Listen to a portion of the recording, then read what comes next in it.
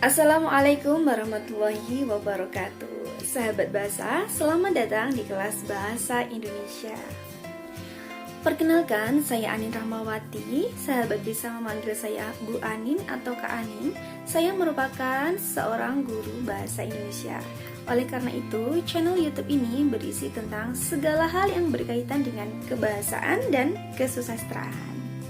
Nah, materi kita hari ini adalah pelajaran Bahasa Indonesia kelas 7 semester Gasal, yaitu tentang teks deskripsi.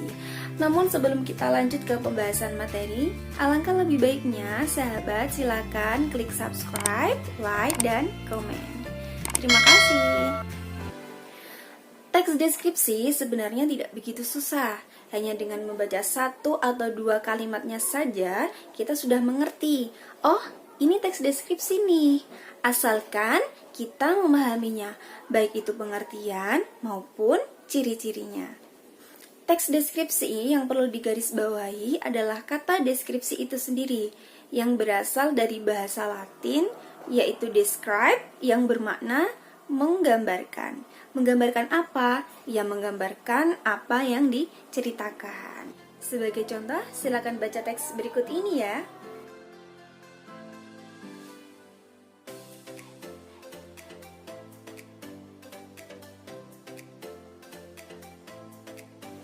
Wah, indah sekali ya gili terowongan itu.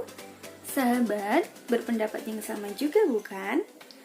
Nah, panca indera kita yang terangsang seolah-olah kita melihat gili terowongan dan berada di sana menikmati seluruh keindahan yang diceritakan. Itulah yang disebut dengan teks deskripsi. Jadi, dapat disimpulkan bahwa teks deskripsi adalah teks yang menceritakan suatu objek secara rinci sehingga pembaca seolah-olah dapat melihat, mendengar, mencium, meraba, dan merasakan apa yang diceritakan. Dan objeknya bisa berupa benda, tempat, peristiwa, hewan, bahkan orang atau tokoh sekalipun.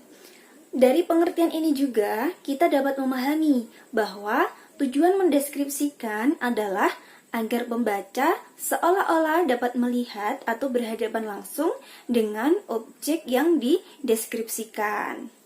Sampai sini paham ya, apa itu pengertian dari teks deskripsi?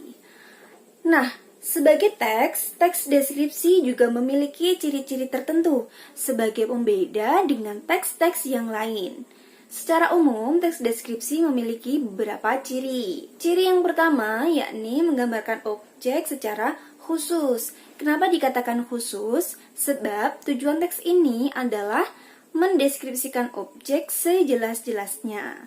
Jika yang dideskripsikan bersifat umum, tentu tidak bisa dijelaskan secara rinci atau sejelas-jelasnya.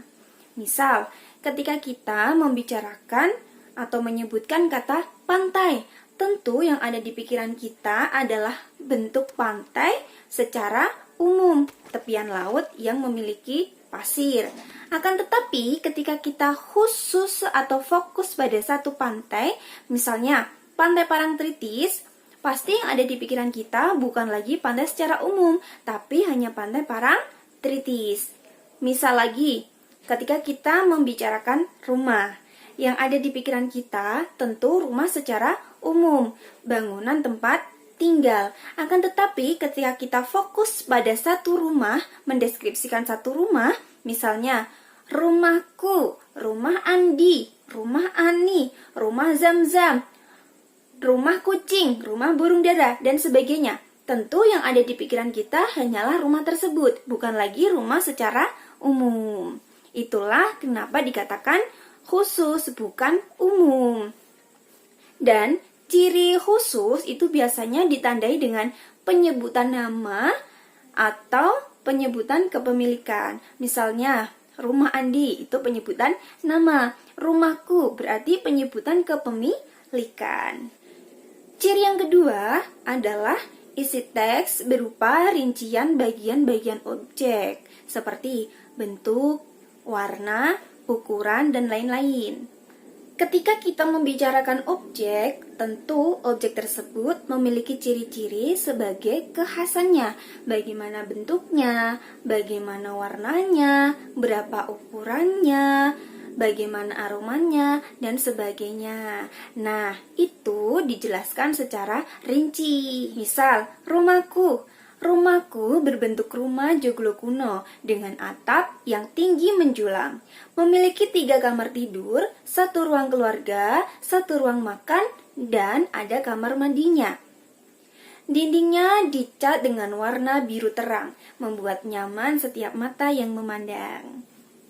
Nah, bagian-bagian rumah yang diceritakan disebutkan secara jelas, terperinci. Kemudian, yang ketiga, melibatkan kesan indera, membuat pembaca atau pendengar mengalami sendiri atau merasakan sendiri.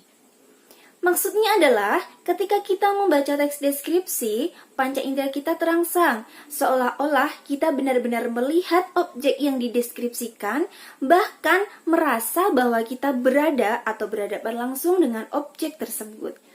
Misal, kucingku memiliki bulu berwarna hitam dan putih. Hitam dan putih. Ini berarti melibatkan kesan indera penglihatan. Kemudian, bulunya sangat lembut. Ini berarti melibatkan indera peraba. Lalu, ia kumandikan setiap hari sehingga ia selalu wangi. Wangi ini berarti melibatkan indera penciuman. Nah, itu tadi ciri umum dari teks deskripsi.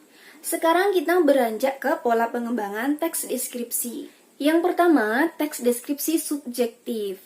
Teks ini berisi pendeskripsian objek, namun dibubuhi dengan pendapat atau kesan pribadi. Misal, kucingku sangat lucu.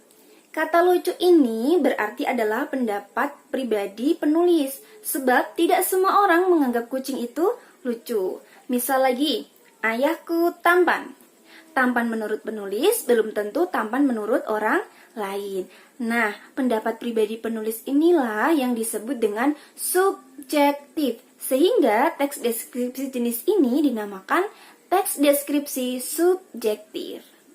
Yang kedua, teks deskripsi objektif. Teks ini berisi pendeskripsian objek yang sebenar-benarnya tanpa dibubuhi pendapat atau kesan pribadi penulis.